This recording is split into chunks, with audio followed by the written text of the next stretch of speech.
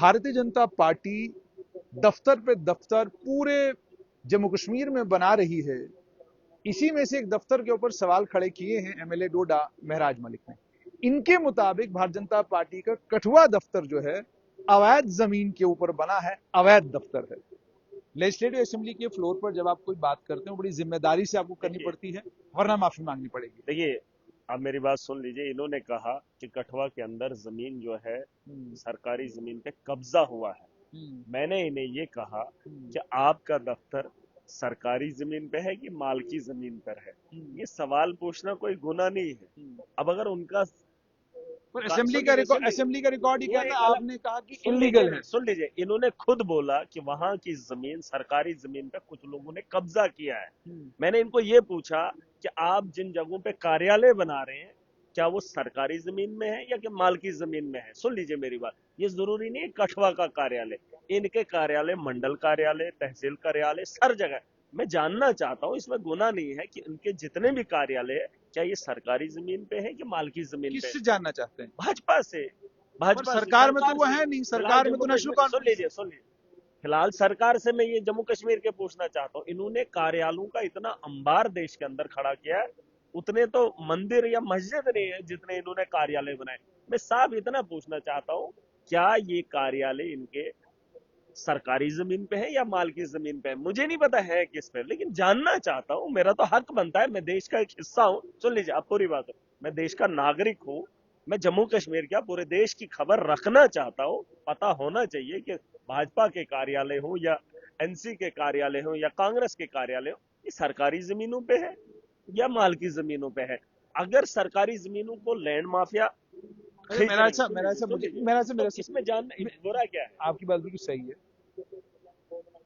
शायद आपकी जानकारी में होगा, नेशनल कॉन्फ्रेंस का शेर कश्मीर भवन जो जम्मू में है, जिस जमीन के ऊपर है उस जमीन को लेकर कैग की रिपोर्ट ने कहा था कि ये सरकारी जमीन है और सरकारी जमीन के ऊपर बनाया गया है। और इसको लेकर यह भी कहा गया है कि जब रोशनी स्कीम में इसको रेगुलराइज करने की बारी आई तो जो कीमत थी, उस कीमत जो जमीन की कीमत वहां पर है उससे काफी कम पैसों में ये दफ्तर इन्हें दिया गया।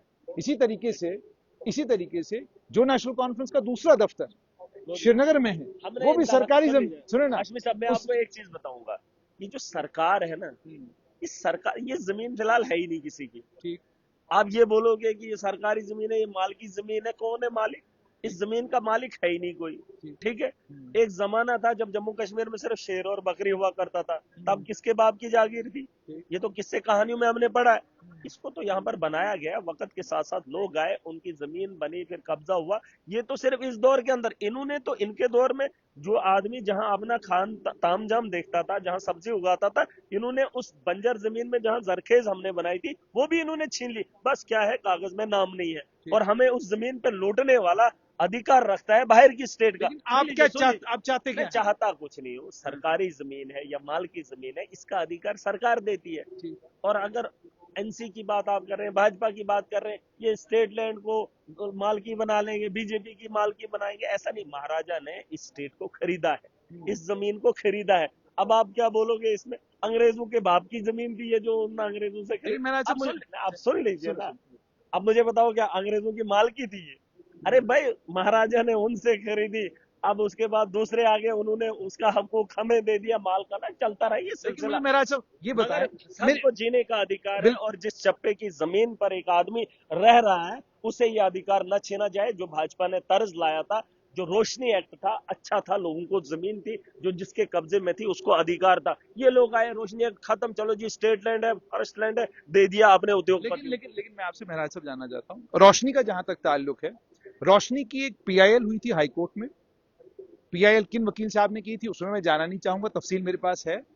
उसके बाद उसका पीआईएल का फैसला हुआ और पीआईएल के फैसले में कोर्ट ने कहा कि जनाब जिन जिन के पास ये जमीन है उनसे आप वापस ले लीजिए। फॉरेस्ट की जमीन का जहां तक ताल्लुक है, एक और पीआईएल क्या लगी। किया इन्होंने? अब सुने नहीं, ना, मुझे एक बात आप पहले मुझे मुझे सवाल सुन नहीं नहीं, लेना, मैंने सुन सवाल लिया। सुन लेना। दूसरी एक पीआईएल लगी जिस पीआईएल में सवाल ये पूछा गया कि जनाब मामला गौशाला का था, गौशाला का मामला बढ़ते बढ़ते फॉरेस्ट तक पहुंचा।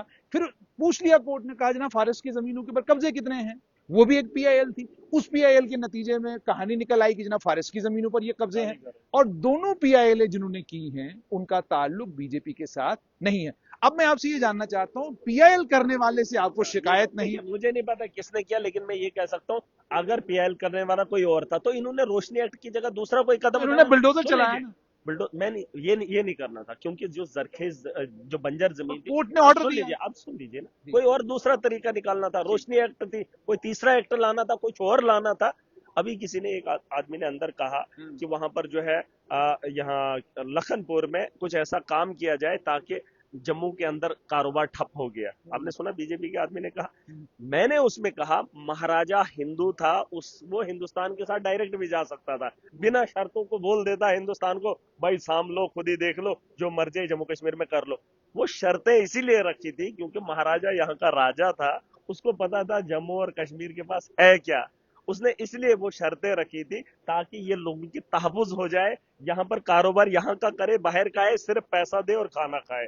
उसने ये नहीं बोला कि बाहर का है और यहाँ पर होटल। मेरा सब सुन लीजिए, सवाल सुन लीजिए, जमीन नहीं का, नहीं, आप जमीन कहीं मैं और जा वही रहे कह रहा हूँ, मैं हैं। हाँ, वही कह रहा हूँ, मैं वही कह रहा हूँ। तो ये अधिकार इनके पास था। अब अगर रोशनी नहीं था तो वो तो करना था। इन्होंने तो जमीनें दूसरों को दे दी, क्या लेकिन बात। कोर्ट ने ऑर्डर दिया, कोर्ट ने कहा तो जनाब आप बाद में खाली करवाइए। नहीं, इन्होंने कोर्ट की कौन सी बात मानी, कौन सी बात मानी। कोर्ट ने तो ऑर्डर इनको निकाला था कोठियां खाली करो, 4-4 साल नहीं खाली किया इन्होंने। कोर्ट की बात आप मत बोलो, जब यहाँ यहाँ मोदी है तो मुमकिन है। मैं ये कह रहा हूँ लोगों को अच्छा, अब इत्तेहाद आप देना चाहते हैं कि चाहिए। बीजेपी के जितने भी कार्यालय हैं उनकी नहीं, डिटेल मैंने ये रेवेन्यू मिनिस्टर नहीं नहीं नहीं, यहां हाँ पर ये दे दे जम्मू कि कश्मीर, क्या हाँ। बीजेपी में। नहीं, बीजेपी भी दे सकती, जरूरी नहीं सरकार। क्यों हाँ, घर किसी का जवाब कोई दे, क्यों हम्म, ये भी दे वो भी दे, जी, जिसको अच्छा लगे। मैंने ये पूछा कि अगर सरकारी जमीन पे कब्जा किसी ने किया है, माफिया ने किया है, मगर जो कार्यालय आप बना रहे हैं वो क्या सरकारी जमीन में है या माल की जमीन में है, तो ये पर वो तो पूछना कहते हैं जरूर। सबूत ले आए। अब मैंने कौन सा बोला कि है, मैंने बोला माल की जमीन पे है कि सरकारी जमीन पे। तो ये मैं पूछूंगा आपका घर कहाँ है, आप बोलेंगे डोडा में। मैं पूछूंगा भाई आपकी क्या मालकी जमीन है कि स्टेट सर लैंड है। State land. भाई हक बनता है मुझे पूछने का। अब इनको क्यों मिर्ची क्यों लग रही है इनको, भाई मैं पूछ रहा हूँ क्या जो कार्यालय आप बना रहे हैं वो सरकारी जमीनों पे तो नहीं है, ये माल की जमीनों पे है? अगर माल की जमीनों पे है तो आपका काम क्या है, सिर्फ कार्यालय अच्छा, मान बनाना। लीजिए अब पता चलता है कि बीजेपी का कोई भी कार्यालय सरकारी जमीन के ऊपर है, रेवेन्यू मंत्रालय सरकार के पास है, ताकतें भी सरकार के पास हैं, आप अपनी सरकार से कहेंगे जिसको आपने समर्थन दिया हुआ है कि बिल्डोजर लेकर पहुंच जाए बीजेपी के कार्यालय हम के बाहर? बुलडोजर नहीं, हम उस देखिए, अगर मैं आप कह रहे हैं ना, अगर बीजेपी का कोई ऐसा कार्यालय या ऐसा घर होगा जो सरकारी जमीन पे होगा, हम उसको बुलडोजर लेकर नहीं जाएंगे। अगर मुझसे आप पूछ रहे तो मैं वहां का ऑक्शन करूंगा, उस बिल्डिंग को जो है बेचूंगा, नीलाम करूंगा, वो पैसा जमा करके सरकार के खजाने में तो डालूंगा। शेर सुन लीजिए, कश्मीर भवन से शुरू करें, क्योंकि ये तो रोशनी का मामला है। देखिए, उसके मैं अलावा आपको एक ही नमाय बात सुबु नहीं, कम्प्लेक्स है। मैंने आपको एक बात याद नहीं, हो। जो मामले सुन तय लीजिए, हुए सुन हैं। लीजिए, जब यहाँ नरवाल के अंदर जब बुलडोजर चलाया जा रहा था, आपको याद है उस दिन मेरी आंखों से आंसू आए थे और मैंने बहुत बड़ा हंगामा किया था, जिसकी वजह से मुझे 6 दिन अंदर भी किया था। बिल्कुल। आपको पता है मैंने वो लड़ाई क्यों लड़ी थी, मैंने वो माहौल इतना क्यों उठाया था वहां पे। मैंने उस वक्त भी कहा था भाई जो शीशा मैंने देखा जिसपे आपने एलएनटी चलाई, उस शीशे की मोटाई इतनी थी, है ना, उसका साइज बहुत बड़ा था। मैं चाहता था कि उस शीशे को बेचा जा सकता था, उस पर एसिड बाकट डाल के उसे चूर चूर करना, वो मेरे दिल को। अच्छा मतलब वहां अब पे आप, सुन लीजिए, सुन यानी लीजिए, अब आप सुन ये लीजिए, क्या, आप अब सुन लीजिए। यानी जिस आपके जिस कहने। बिल्डिंग को तोड़ा गया जी, उसके अंदर जनरेटर था जिसकी कीमत 1.5 लाख थी। नहीं लेकिन सुन अब, लीजिए ना आप ठीक पूरी है, बात। ठीक। अगर जनरेटर को बाहर निकाल के लेंटर को तोड़ा गया होता तो वो 1.5 लाख 3-3 लाख किसी को फायदा हुआ होता।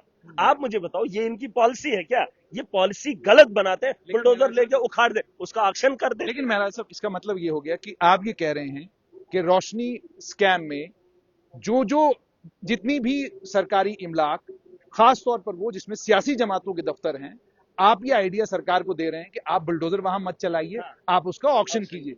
इसी तरीके से कश्मीर में बहुत सारे जगहों पर बड़े मैं कहता ताकतवर, हूँ बैठने दो यार, जो जिसके पास है अब बैठने दो। अब जो बची सिर्फ जमीन, बीजेपी के दफ्तरों को नहीं ऑक्शन नहीं नहीं करना है। नहीं, अब मैंने कहा ऑक्शन करो, मैंने नहीं कहा। मैंने ये पूछा कि आपके जो कार्यालय बन रहे हैं क्या वो सरकारी जमीन पे है कि माल की जमीन पे? इतना पूछने से क्या इनको मिर्ची लगी? पूछने का हक रखता हूँ, देश का नागरिक हूँ और जम्मू कश्मीर की पूछा आपने सरकार से या सियासत में बीजेपी से? सरकार में हूँ। मैंने सरकार से पूछा, तो सरकार ने क्या कहा? अभी जवाब देंगे या तो बीजेपी दे या तो सरकार दे। देखिए इन बहसों में हमको नहीं जाना है। मसला सिंपल ये था कि बीजेपी के लोग ऐसे सवाल कर रहे हैं जो 4 महीने सरकार से पहले के वाकयात हैं। जब जब बीजेपी के लोग 4 महीने पहले के सवाल असेंबली में खड़े करेंगे तो महराज उन्हें रोकेगा। क्यों? उसकी एक वजह है। इन्होंने कहा, आपने कहा कि आप सवाल कुछ पूछा था जवाब कुछ दे रहे। इन्होंने एक एमएलए ने कहा कि हमारा कारोबार ठप हो गया, हमारा सरिया नहीं बिक रहा है, हमारा सीमेंट नहीं बिक रहा है, हमारा रोजगार नहीं बिक रहा, आप लखनपुर में कुछ करो।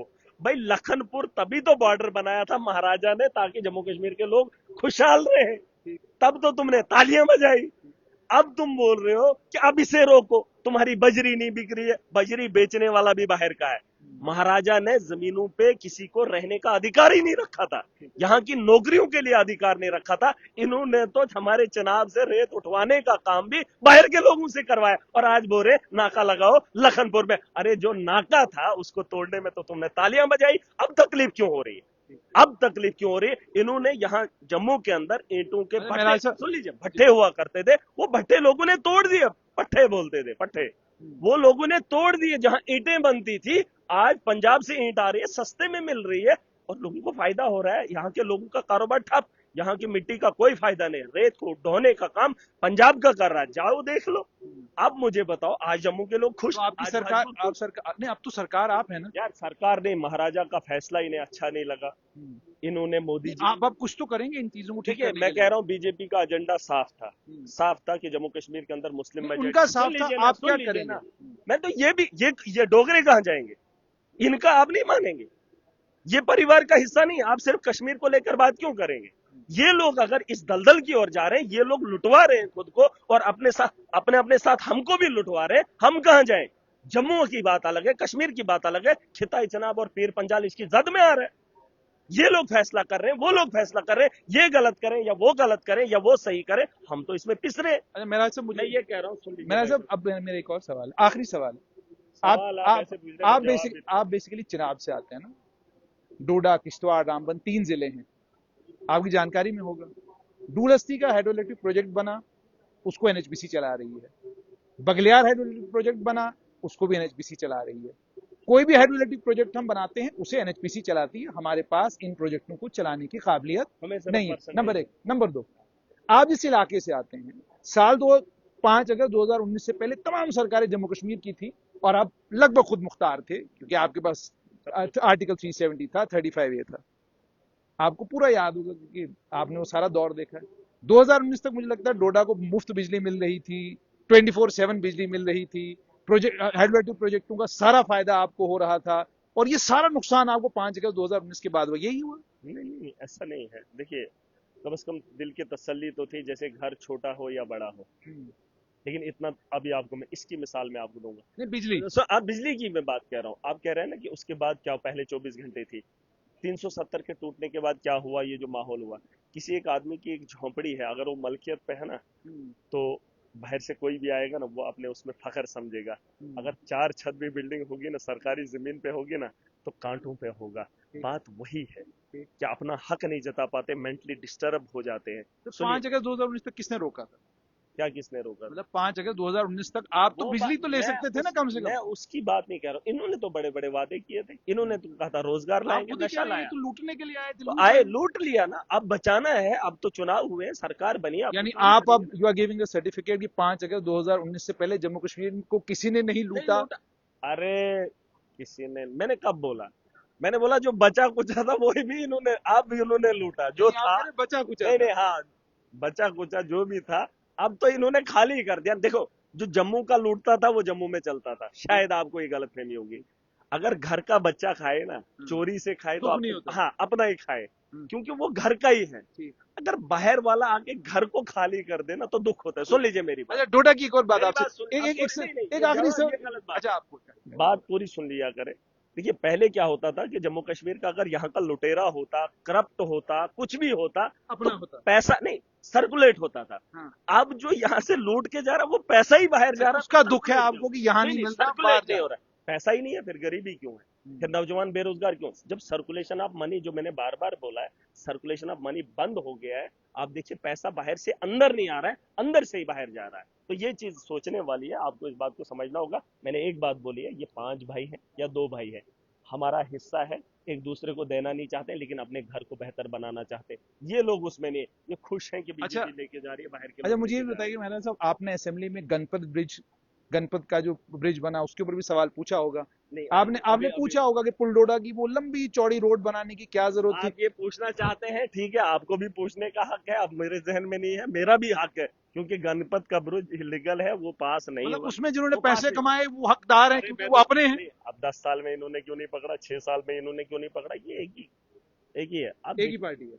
अब ये है कि आप आप कह रहे हैं नेशनल कॉन्फ्रेंस बीजेपी का अलायंस है। देखिए, बीजे मैं ये नहीं कहूंगा, हम्म। वो बोलेंगे, इनको बोलेंगे, ये उनको बोलेंगे, मैं किसी के साथ नहीं हूं, मैं लोगों के साथ हूं, मैं जम्मू कश्मीर के साथ हूं, और ये मेरा जम्मू कश्मीर अच्छा, है। अंदर अंदर तो से ये आपको लग रहा है कि कुछ खिचड़ी पक रही है। नहीं, वो नहीं, मुझे उसके बारे में नहीं जाना, ये कुछ भी करें, लेकिन खिचड़ी यहाँ नहीं पकने दूंगा। जब लोगों की बात आएगी, मैं लोगों के लिए खड़ा होऊंगा। जो गलत करेगा, किसी ने बोला कि ये बीजेपी के खिलाफ, बीजेपी वालों को लगता है ये हमारे खिलाफ है। जब उमर अब्दुल्ला ने ये कहा कि हम पोल लगा रहे हैं, मैंने बोला कि इस दौर के अंदर आप पोल क्यों लगा रहे हो, आज तक क्यों नहीं लगे, खिताई चुनाव में पावर, मैंने सवाल पूछा। जब उसके मंत्री ने कहा कि ये जो है जल जीवन में कोई भी नहीं है, हमारे काम हो गए, तो किसने चढ़कर बोला कि मंत्री जवाब गलत क्यों दे रहा है। जब बीजेपी वाले सवाल गलत करेंगे, तो आपको क्या लगता है उनको उमर अब्दुल्ला पूछेगा, उनको भी मैं पूछूंगा। महराज जो मलिक। भी आम आदमी के साथ खिलवाड़ करेगा, आम आदमी के जज्बात के साथ खेलेगा, महराज उसे रोकेगा। तो आपने सुन लिया कि महराज मलिक का ये कहना है कि जो भी आम आदमी के जज्बात के साथ खिलवाड़ करेगा उन सब से मैं सवाल पूछूंगा। और जैसा मैंने आपको कहा कि इन्होंने कहा था कि बीजेपी के दफ्तरों को लेकर आज सवाल पूछा है, लेकिन स्ट्रेट लाइन ने भी बड़े सादे और सरल तरीके से पूछा कि 2019 से पहले जो चोरी हुई उसका हिसाब भी लेंगे या नहीं।